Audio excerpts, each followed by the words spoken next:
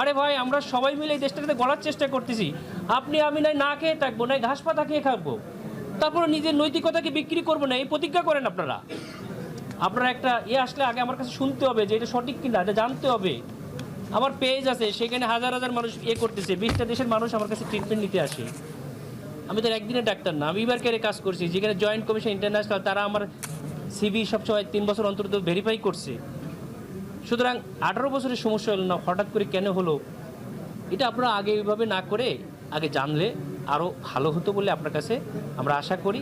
এবং আমি সত্যিই দুঃখ পেয়েছি, এবং ভবিষ্যতে আপনারা সাংবাদিকতার ক্ষেত্রে আরও দায়িত্বশীল ভূমিকা না নিলে এই দেশটা আসলে একটা বিশৃঙ্খলার দিকে চলে যাবে, সেরকমই পদধ্বনি আমরা শুনতে পাচ্ছি। যতই প্ল্যান বাস্তবায়ন করুক না কেন, এই জনগণ কোনো প্ল্যান, অস্বচ্ছ প্ল্যান মেনে নেবে না। তো আমি doctor A K M. Waliullah, national doctors forum এর সিনিয়র ভাইস প্রেসিডেন্ট। আমি দীর্ঘদিন যাবৎ ডাক্তারি পেশা এবং পেশাজীবী আন্দোলন সংগঠনের সাথে সম্পৃক্ত আছি।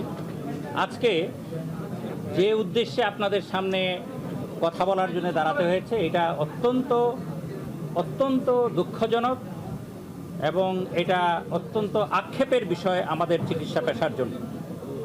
বিশেষ করে আমাদের চিকিৎসা পেশার যে regulatory body Bangladesh medical and dental council, এই মেডিকেল অ্যান্ড ডেন্টাল কাউন্সিলের জন্য এটা একটা দুঃখজনক বিষয়টা হচ্ছে, আপনারা যারা সাংবাদিক, দেশের থার্ড পিলার, আপনাদের মাধ্যমে জাতির কাছে বিষয়টা ক্লিয়ার করতে হবে যাতে জাতি বিভ্রান্ত না হয়।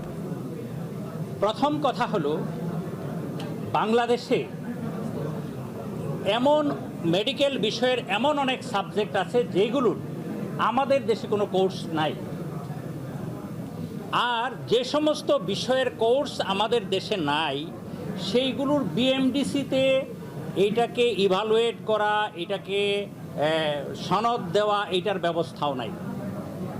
এখন আপনারাই বলেন, যে সমস্ত বিষয়ে চিকিৎসা নেওয়া প্রয়োজন কিন্তু ওই বিষয়ের কোর্স আমাদের দেশে নাই, কোনো একজন ডাক্তার তার নিজের চেষ্টায় বিদেশ থেকে গিয়ে অনেক টাকা খরচ করে, অনেক পরিশ্রম করে একটা ডিগ্রি এনে যদি চিকিৎসার কাজ শুরু করে, আর আমরা যারা বিএমডিসিতে আছি, আমরা যারা এই দেশের চিকিৎসা ব্যবস্থা নিয়ন্ত্রণ করব, আমরাই যদি এটার জন্য বাধার কারণ হয়ে দাঁড়াই, এর চাইতে আর দুঃখের কথা কি হইতে পারে?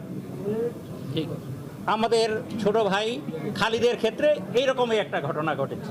প্রস্ত করার জন্য এবং তার পেশাকে প্রশ্নবিদ্ধ করার একটা ব্যবস্থা করা হলো, এটাকে অত্যন্ত দুঃখজনক ঘটনা হিসাবে আমি মনে করি।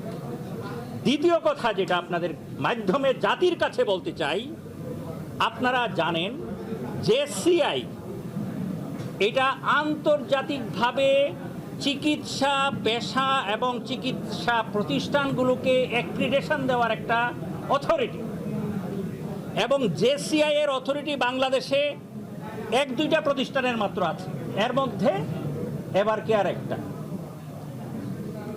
JCI এর অ্যাক্রিডেশন দেওয়া মানে সারা পৃথিবীতে এটাকে অ্যাক্রিডেশন দেওয়া।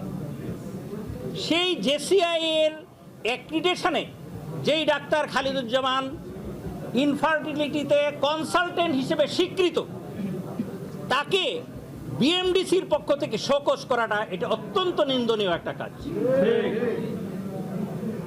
আপনারা এই বিষয়টা আপনাদের লেখনীর মাধ্যমে, আপনাদের ইলেকট্রনিক মিডিয়ার মাধ্যমে এটা জাতির কাছে পরিষ্কার করবেন, এটা আমাদের প্রত্যাশা, যাতে করে জাতি বিভ্রান্ত না হয়।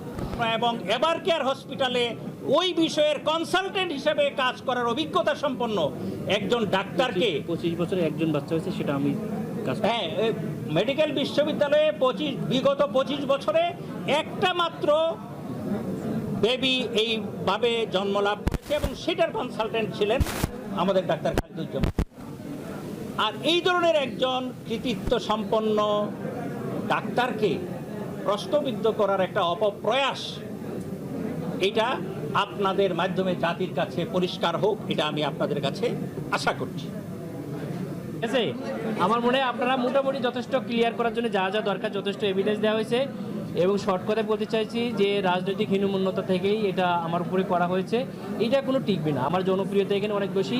আমি বিপুল ভোটে পরাজয় করে সংসদে যাব এবং আপনাদের সাংবাদিকতাকে অত্যন্ত সুন্দর ফরম্যাটে নিয়ে আসবো। ইনশাল্লাহ আমরা সবাই মিলে দেশকে করবো আমাদের যে ইনশাআল্লাহ। আর কোনো কোশ্চেন আমার দরকার নেই। আচ্ছা, এখনো নামাজ পড়া বাকি।